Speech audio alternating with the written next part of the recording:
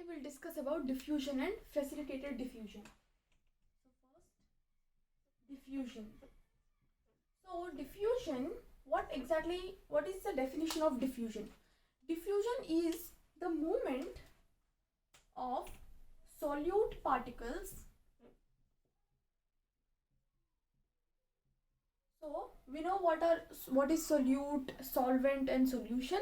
So solute particles means something that consists of, for example, we can take example as we have two containers, or let's say we have one container and we have water in it, and if we mix salt, if we pour some salt in it, then the salt will be the solute and the water will be solvent. Water is what we generally call as the universal solvent. So that is solute particles. It's the movement of the solute particles from higher concentration to lower concentration. So always the particles will move from higher concentration to lower concentration until they reach equilibrium. So diffusion is the movement of solute particles from higher concentration to the lower concentration. Now there are certain factors that affect diffusion.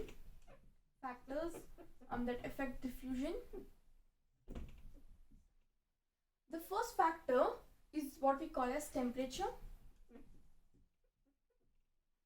So temperature is a factor that affects diffusion, and more the temperature is, so more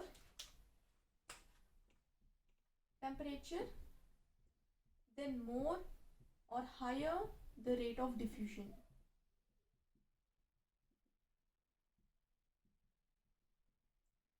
So temperature, if the temperature is more, then the rate of diffusion will be higher.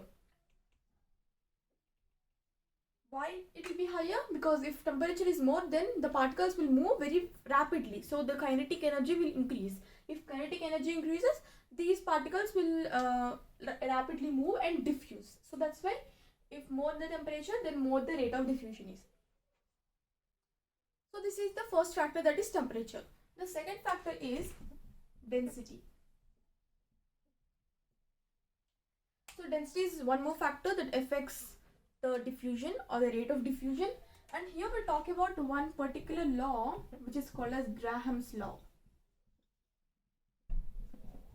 And this law says that D times, or D is inversely proportional to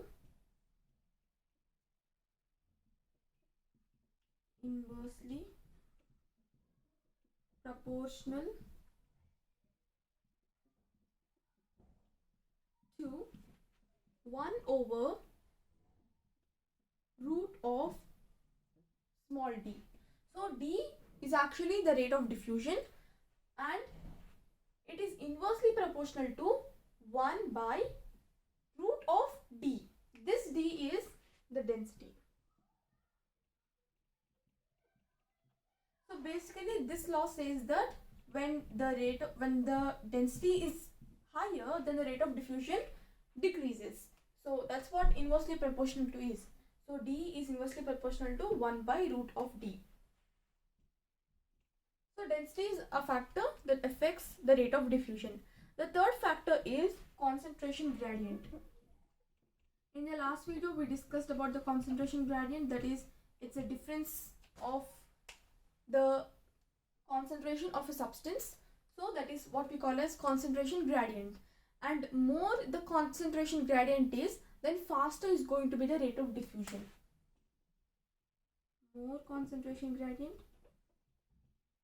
more or higher is going to be the rate of diffusion.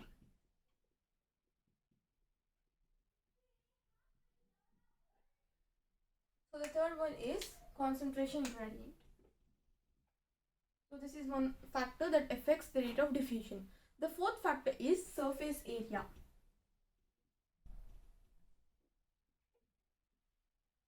So surface area is a factor that affects the rate of diffusion.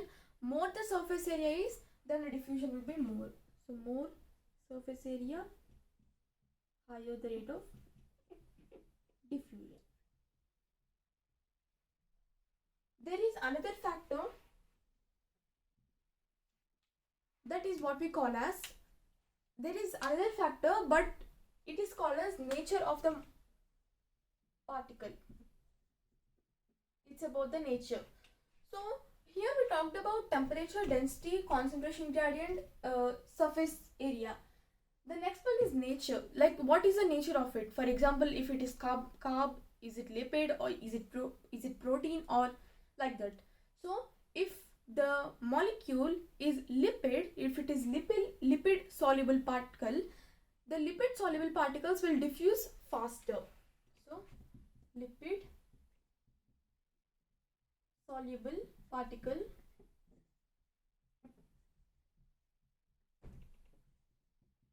diffuse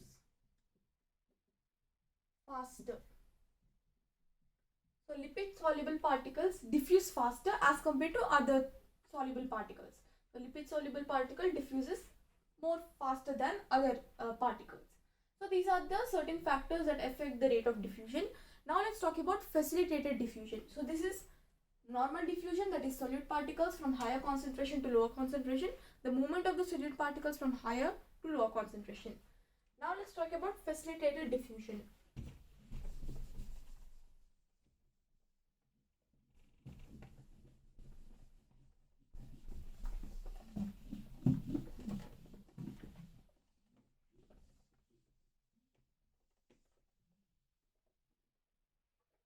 So let's talk about facilitated diffusion.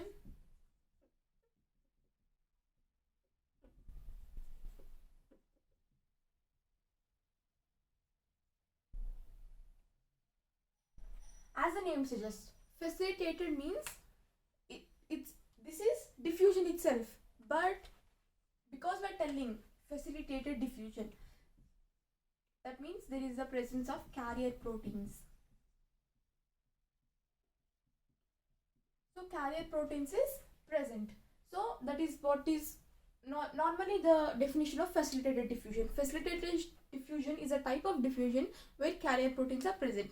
What is the name of, what is exactly carrier proteins? Carrier proteins are the proteins that help in the diffusion. So these are the ones which facilitate the diffusion. So that's why it's called facilitated diffusion. Now, if we take an example, so this is the cell membrane, and we have phospholipid molecules.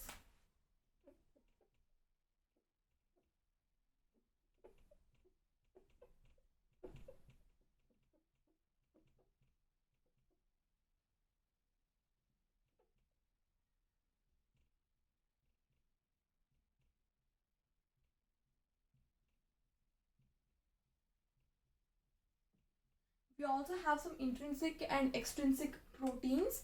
So we can put some of them here. Certain intrinsic and some extrinsic proteins. So this is one example that we took. So what happens is, here there will be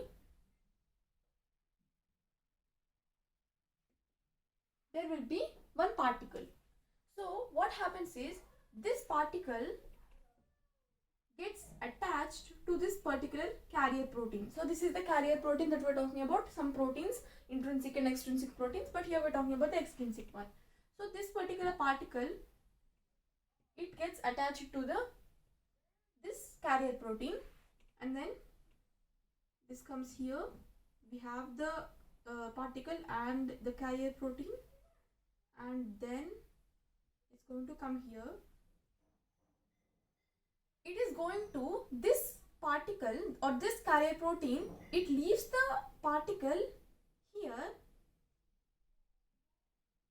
It leaves the particle here, and this particular carrier protein goes back to its original position. So basically what happens is, here the particle attaches, or it gets attached to the carrier protein, and this carrier protein leaves the particle here, and then it returns back to its original position. So this is what happens in facilitated diffusion. And one more very important thing, facilitated diffusion is a passive process. We'll learned about the means of transport in the previous video. So passive transport is the kind of transport where there is no expenditure of energy. So this whole process is taking place without any ATP, without any expenditure of energy. So these carrier proteins can be of two types. So these carrier proteins can be of two types. The first one is porins and we have aquaporins. Porins are present on the outer membrane of plastids and mitochondria.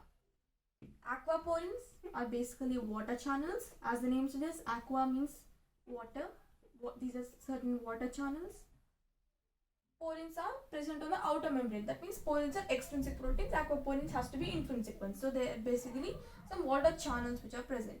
Aquaporins and porins. So in this video we discussed about diffusion and facilitated diffusion. So facilitated diffusion takes place with the help of carrier proteins and it's a passive process. We have learnt about this process and two types, porins and aquaporins. And we also learnt about diffusion. That is, diffusion is the movement of solute particles from higher concentration to lower concentration. This facilitated diffusion, it has diffusion word in it. So it's exactly diffusion, but it is facilitated diffusion and it's a passive process, passive transport. And we learned about certain factors that affect the rate of diffusion, that is temperature, density, concentration gradient, surface area and the nature of the molecule. So if it is lipid soluble molecule, then it diffuses faster as compared to other type of molecules. So here we talked about diffusion and facilitated diffusion.